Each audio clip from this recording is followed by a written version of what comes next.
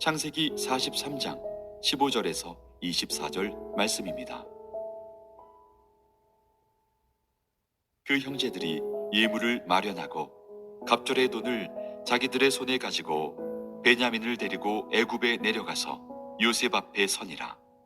요셉은 베냐민이 그들과 함께 있음을 보고 자기의 청지기에게 이르되 이 사람들을 집으로 인도해 드리고 짐승을 잡고 준비하라. 이 사람들이 정오에 나와 함께 먹을 것이니라. 청지기가 요셉의 명대로 하여 그 사람들을 요셉의 집으로 인도하니 그 사람들이 요셉의 집으로 인도되매 두려워하여 이르되 전번에 우리 자루에 들어있던 돈의 일로 우리가 끌려드는도다.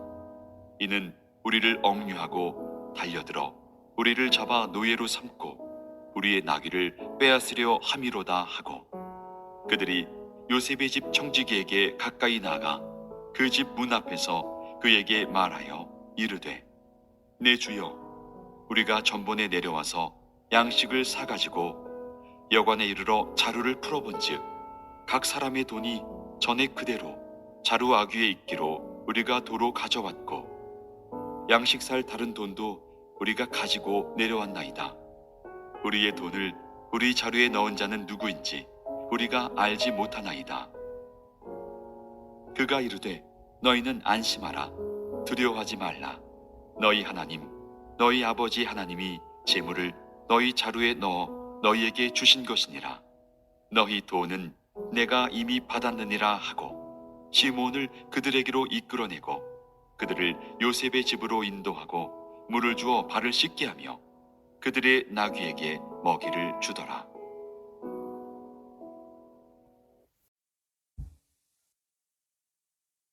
한 번은 이런 일이 있었습니다. 제가 이제 어디를 가고 있었는데 공항에 있어가지고 제가 떠나야 되는 게이트에 일찍 도착하게 됐어요. 일찍 도착이 돼가지고 좀 몸도 피곤하고 그래가지고 좀 편하게 쉬면서 일찍 도착했으니까 시간도 많고 그러니까 좀 편하게 쉬면서 그 비행기를 이제 기다리자 하면서 그렇게 생각하고서 있었습니다. 이제 뭐 그 게이트에 다 왔으니까 이제 시간 딱 되면은 이제 비행기만 오면은 비행기 타고 이제 가면 되잖아요. 그래서 그렇게 생각하고 쉬고 있었는데 이제 시간이 거의 다 됐어요. 시간이 거의 다 됐는데 분위기가 좀 이상해요. 그래가지고 다시 게이트하고 비행기 그 정보를 딱 보니까 저도 모르는 사이에 그게 게이트가 바뀐 거예요. 그 광고가 있었던 것 같은데 그걸 듣지 못해가지고 딱 보니까 게이트가 바뀌었다 그래가지고 죽으라고 뛰어갔던 적이 한 번 있었습니다. 그게 어디서 그랬냐면 멕시코에서 그랬어요. 그 말도 잘 안 통하고 막 그런 데서 멕시코에서 이제 선교 여행을 갔다 오면서 이제 경유를 하는데 게이트가 바뀐 걸 모르고 보고 있다가 나중에 그냥 깜짝 놀라가지고 비행기만 타면 된다라고 생각했다가 착각을 해가지고 바뀐 게이트를 향해서 막 뛰어갔던 일이 기억이 납니다. 오늘 말씀은요, 요셉의 형들의 이야기가 계속되는데요. 이들이 착각하는 일에 대한 이야기가 되겠습니다. 요셉의 형제들이 선물을 가지고 애굽에 옵니다. 또 돈을 2배나 챙겨가지고 이제 애굽에 돌아오는데요. 이때 요셉이 자기의 집으로 이들을 인도를 합니다. 관리인이 있었는데, 집을 관리하는 관리인이 있었는데 그 사람을 시켜가지고 자기의 형제들을 집으로 인도를 합니다. 그런 18절을 보게 되니까요. 이런 말씀이 있습니다. 그 사람들이 요셉의 집으로 인도함에 두려워하여. 요셉의 집으로 가는데 이 사람들이 무척이나 두려워했다는 것입니다. 왜 두려워했을까요? 이유가 나오죠. 이전의 돈 사건 때문에 우리를 여기로 끌고 와서 다 빼앗고 우리를 종으로 삼으려고 그러는가 보다. 그 내용은 우리가 그 전에 봤기 때문에 자세한 내용은 제가 설명을 안 드리겠습니다. 그 사건 때문에, 그 일 때문에 우리를 잡아들이고 노예로 삼으려고 하는가 보다라고서 형들이 미리 겁을 먹은 것입니다. 그런데 우리가 이 내용 잘 알죠? 전혀 그럴 필요가 없었던 것이 완전히 오해였던 것입니다.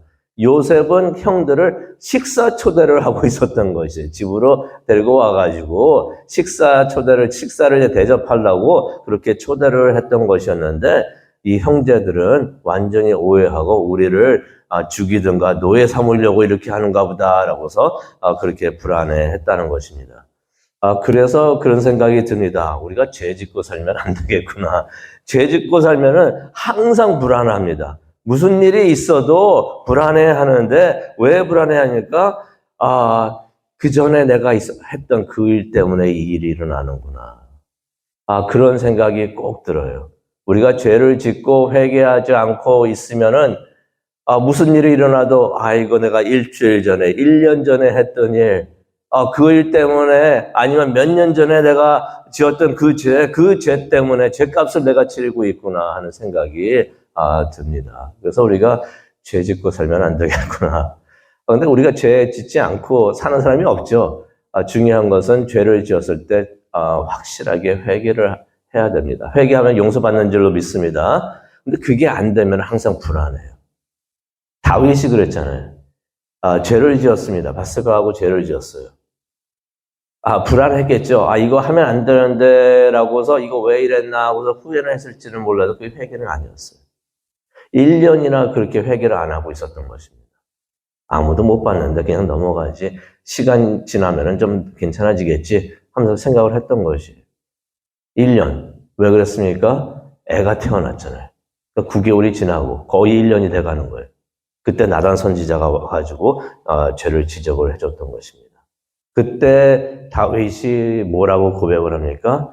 그 고백한 내용이 시편 51편에 나오는데 그 중에서 한 말씀 나누겠습니다. 다윗이 뭐라고 그러냐면은 항상 내 죄가 내 앞에 있다. 그런 말을 합니다. 어디를 가든지 죄가 따라다닌다는 것이에요. 이 죄가 왜 그런가? 계속 어디 가서 뭘 하다가도 이 죄가 갑자기 불쑥불쑥 튀어나오고 회개를 하고 있지 않으니까 이 죄가 이 사건에서도 폭 나옵니다. 저 다른 생활을 하고 있는데 거기서도 막 나옵니다. 여기저기서 계속 그 죄가 내 앞에 나타나고 있다라고서 다윗이 그렇게 고백을 하는 것입니다. 요셉의 형제들이 요셉의 집에 초대받아가지고 오고 있는데 그 과거의 돈 사건 때문에 그게 해결이 안 됐거든요. 해결이 안 됐으니까 그것 때문에 잘못이 돼가지고 이렇게 안 좋은 일이 나겠구나 생각하면서 불안해했다는 것입니다. 근데 요셉은 형제들을 집에 초대를 해서 잘 대접하기를 원했던 것이에요. 한국에 그런 말이 있죠. 도둑이 재발절인다라는 말이 있는데 요셉의 형제들이 그랬던 것 같습니다. 불안해하다가 이거 더 있다가는 안 되겠다 싶었는지 모든 것을 자백을 합니다. 자백을 합니다. 21절에 나오죠. 지난번에 집에 돌아가서 보니까 돈이 다 자루에 들어 있어서 그냥 그대로 가지고 왔습니다. 그때 여관에서 돈을 찾았을 때 다시 애굽으로 돌아갔어야죠. 이거 그때 봤는데 이거 돈이 잘못 들어왔습니다. 말을 해야 돼요. 왜 집으로 갑니까? 근데 그것을 이제 집으로 간 다음에 계속 불안해하면서 그 돈을 그대로 가져왔습니다. 라고서 말을 하는 것입니다. 그러면서 22절에 보니까 누가 그 돈을 자루에 넣었는지 모릅니다. 그리고 양식을 살 돈을 더 가지고 왔습니다. 그래서 우리가 돈을 2배나 가져왔습니다. 라고서 말을 하는 것입니다. 그랬더니 이제 그 관리인이 걱정하지 말라고 합니다. 걱정하지 말라고 하면서 이제 안심을 시키는데요. 23절에 보니까 이런 말씀이 있습니다. 여러분의 하나님, 그리고 여러분 아버지의 하나님께서 여러분의 자루에 보물을 넣어 주신 것입니다. 나는 여러분의 돈을 받았습니다. 라는 말을 합니다. 사실 이 요셉의 형제들이 이 관리인이 돈을 안 받았다고 할까봐, 돈을 그때 줬었었는데, 확실하게 줬었었는데 그런 적이 없다라고 할까봐 무척이나 걱정을 했었는데, 그렇게 딱 잡아떼면은 큰일 나잖아요. 이거 도둑으로 완전히 몰리게 되는데, 받았다고 하니까 안심이 일단이 됩니다. 왜냐면 영수증 확인한 것 같은 일이 되기 때문에 안심이 됐는데, 근데 이 관리인이 이전에 있었던 일들이 무슨 일이 있었는지 다 알고 있는 것 같습니다. 그러면서 자신이 돈을 받았다고 합니다. 모든 게 결제는 일단은 된 것이에요. 근데 어떻게 돈이 다시 들어가게 됐는가? 아마 42장 25절에 보면 돈이 돌아간 것을 우리가 보게 되는데 성경에는 없지만은 아마 요셉이 자신의 돈을, 그들이 돈을 받은 거는 이거는 나라에다 바쳐야 되니까 그건 바치는 거고 자신이 갖고 있던 돈으로 다시 형제들에게 돌려준 것이 아닌가 하는 생각이 듭니다. 그래서 그 관리인이 그 일을 맡았던 것 같아요. 요셉이 시켜가지고 이 돈을 다시 그들에게 돌려줘라 해가지고 그렇게 했던 것 같습니다. 그래서 그 사람이 말을 합니다. 당신이 하나님께서 그렇게 하셨습니다. 하나님의 자비로 그런 일이 있었습니다라고 말을 합니다. 이 사람도 애굽 사람인데 하나님을 모르는 사람입니다. 그런데 아마 요셉과 같이 친하게 지내면서 요셉이 그에게 하나님에 대해서 말을 해주지 않았는가.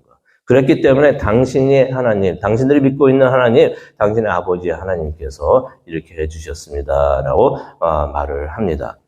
계속해서 우리가 내용의 말씀을 보기를 원하는데요. 정오가 됐습니다. 정오가 돼가지고 요셉이 그들과 식사를 하려고 이제 옵니다.